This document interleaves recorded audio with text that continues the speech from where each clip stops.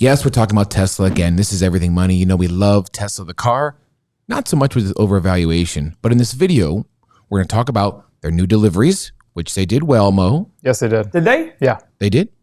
They delivered about 241,000 cars in Q3. This is an increase from Q2 of about 20,000 cars, something of I that thought nature. it'd been more than that. I thought it'd been a bigger jump. It's not that big, but it's still pretty good. And Oh, of no, course- I don't mean it as a criticism of Tesla. I just thought they did way less last year. Oh, no, it's 100% gain It's from last 100% year. gain over last year. I was just talking about just quarter to quarter. year. Oh, wow. 105, yeah. It's good.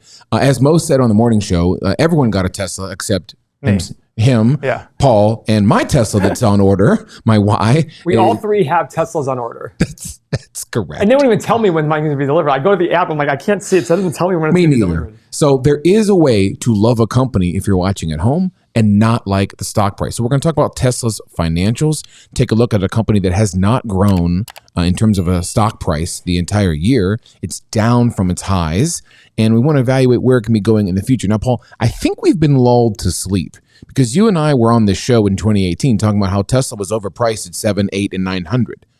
The current price is 700, and I think normal people, Paul, have been lulled to sleep that this is really a $3,500 stock without a stock split. We've just been coerced to think it's still kind of quote unquote low. But in reality, I had 140 shares of Tesla. I sold off at around $1,200 a share.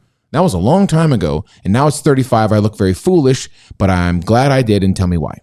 Okay, so first off, follow us on Instagram.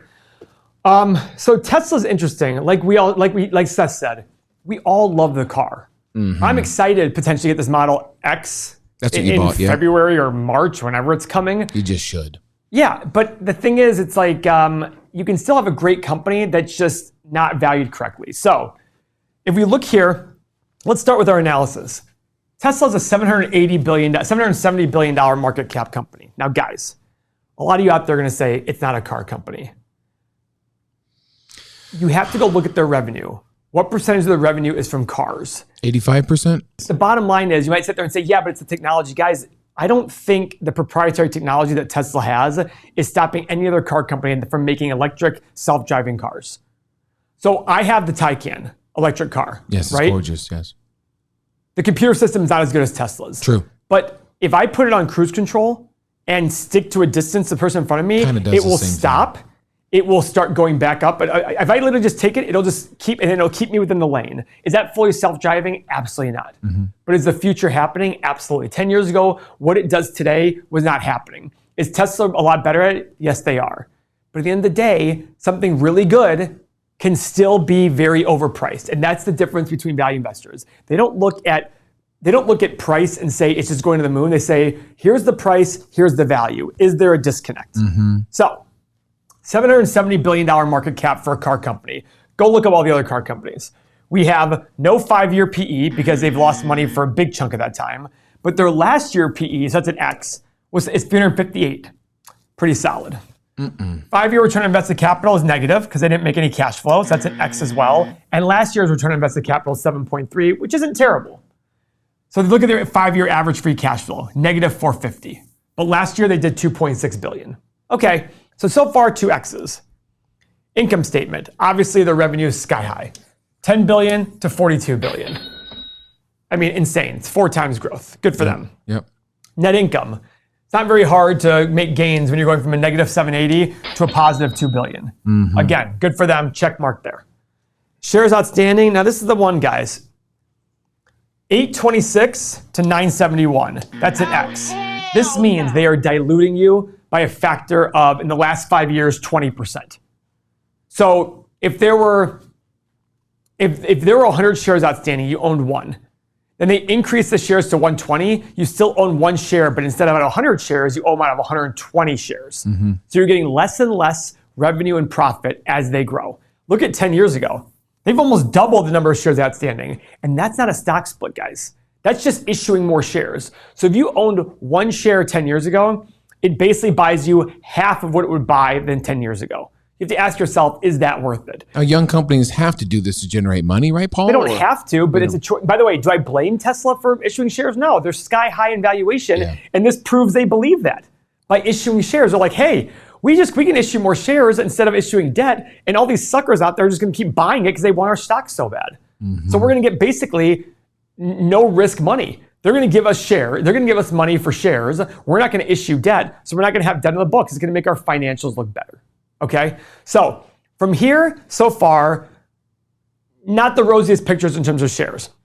So we created the software you see behind you because our users kept saying, how do I get your software? How do I get the financials? We want to do this work ourselves. So I created it. What you get with our software is the mobile app, 8 pillars, 30 years of financial data, stock analyzer tool, exclusive daily content that we send only to our users, Check, please. access to all 3 of us. But one of the biggest things here, Discord community with 6,300, more than 6,300 people you can go in and talk to about every investment idea, including Tesla. All of this for 90 cents per day. Guys, if you're serious about money and investing, 90 cents a day, you spend more than that every single day on coffee and stupid gum and all these other things. 90 cents a day, you get all of this. Our competitors are $200, $200, and $35 a month. Go to everythingmoney.com or go to our Patreon, sign up. It's 90 cents a day. Pillar number 6 for Tesla is total long-term liabilities divided by 5-year free cash flow. We want this under 5. Now, here's the issue. We had negative cash flow for the last 5 years. So this is automatically an X. Whatever debt they have, they can't currently pay. If they repeat the last 5 years. Now, last year, remember, they had $2.6 billion in free cash flow. Okay? Okay. So let's take that number multiplied by 5. That's $13 billion, roughly.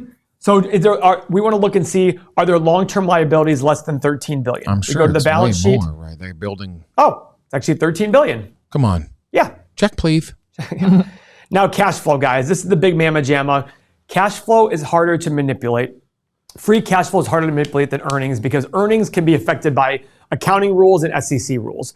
Cash flow, though, is money in, money out. Cash from operations, less your capital expenditures. To make it easy for all of our users, we added this line, negative $3 billion to a positive 2.6, check mark. But the average is negative, so we really can't give a number to it. It's a bunch of X's here. Let's go to the 8 pillars tab. Look at all these X's. Now, does that mean it's a bad investment? No. But when I see free cash flow at 2.6 billion and last year's free, and the value currently is 360 to 1, can it still be okay? Yeah, but they have to grow. As Kathy Wood, the biggest, well, by the way, she sold her Tesla shares. Didn't she sell all of them or a big chunk of them? Massive chunk of them. Yeah. That's so so she said confusing. Tesla's disruptive, and if they grow 92% a year, this is a value play. Yes, you're right. And guess what? Crossroads Group, the company I own, if it grows 1 billion% a year, it's a massive value play at $10 billion. But it's all about the assumptions you're going to make, and we're going to make those assumptions after Mo does his analysis and his charts. With all this said, before we move on, Paul, would you please just pull up Cisco real quick and show them that what can happen to very overpriced, over-discussed hype stocks out there. If you pull up Cisco, you can see what the world was paying for a company that everyone loved, that was going to the moon, that was breaking all the records and was the best thing ever. And it's hidden if you pull up this 1-year chart, you see. But look at that, Paul. So guys, this is 2000. The stock hit $80 a share. It's currently at $54 a share. Now guess what? In that 20-year period of time, so it's selling for less. In that 20-year period of time, their revenue went from 19 billion to 49 billion. So if you're watching 2.5 times. If you're watching all the other videos that say when they sell 14 million Model Ys and they sell another 10 million Model 3s and their revenue gets to $8 trillion or something absurd, it still might not affect the stock price. In fact, it could be going down, Paul. In 2000, they made 2.7 billion. Last year, they made 10 billion. So if I told you, by the way, this isn't the only example of this. You have Intel, you have a bunch of other tech companies. So if I told you in 2000, look at this hype stock, I'd say, hey, you know what? Revenue in the next 20 years is going to grow 2.5 times, and profit will grow 5 times, 4 times. But the stock will be lower. What would you have told me? You're nuts. You're crazy. Well, you're saying idiot. it right now, actually. You're saying it about Tesla, and that's what we get in the comments is that we're crazy and that we're an idiot. Tesla, to justify today's price for Tesla, it's got to grow. Well, and we'll do it in the stock analyzer tool. It's got to grow at an unbelievable level, and a level that I don't think is possible. And the funny part is, Paul, the comments below, folks, will say that this is not a car company. So we stop, equating it to something if like this isn't a car Ford. company, then the money in your pocket is not really money. Just send it over to me. I mean, that's how obvious that is to me. It is a car company. At the moment. Guess what? Correct. But people say, no, it's about the technology. Guys, Window companies have technology. They have technologies that make them tech businesses. No, they generate their income from making windows. Yes, I guess everything you're right. is technology driven these days. Nothing is made by hand anymore. So I can make the argument that everything is a tech company, but clearly we can argue not everything is a tech company. Well, you just compared it to a tech company that has way better margins. QuickBooks. I just thought about this right now. QuickBooks, it's all online now. Does that make them a tech company? No, they're still accounting software. I mean, yes, I get it. To me, they're an accounting company. Yes, do they use software, but it doesn't make them a tech company just because of that. I mean, I made it's a hard analogy, but I look at it going, guys, they're still an accounting software business. Is it tech related? Yes, but it doesn't mean that all of a sudden we should put these sky high valuations. All people are trying to do is justify sky high valuations. If you're looking to trade Tesla, which Mo, I don't think you should be, right? With the way you talk about it. Yeah, I mean, so these are the all-time highs. This was back in January. And you can see that if we just draw this line right here, you're kind of sitting at that previous resistance point that you have not been able to get through since May. And you also have your stochastic starting to roll over. So a lot of things are going against you right now. Let's pull up the daily chart. You might be able to squeeze something out here. Hold on, let me go back to the weekly. So if you can get a green engulfing candlestick to break out over that resistance point that's being created, then I would look over here on the daily and say, maybe I can do some kind of swing trade on this and make gains from there. Does that make sense? Because you would have the stochastic going up for you, you'd probably have some good volume, you'd break out, make a couple dollars. Now, if you fall below any of these moving averages, you're in some trouble. To me, like Seth said, I would just avoid this thing. If you want to day trade it, have fun because the volatility is there. But from a long-term and daily perspective, I just don't think the juice is worth the squeeze. Yeah, I think the argument, Paul, is there have been a lot of YouTube millionaires made putting a ton of their portfolio in Tesla, and they almost is like the staple of their channel, of their existence, is because they just made a big bet on Tesla. One of them said that a PE for Tesla, when it's a $3 trillion revenue business, is 70. Guys, Apple, the biggest companies in the world right now aren't even selling for 70 times PE. So if you're claiming, remember, when you assign a PE, a higher PE is justified for more growth. The bigger and bigger the company is, the slower the growth is going to be. You cannot possibly grow a business at the same level for the last 20 years, next 20 years you did for the last 20 years.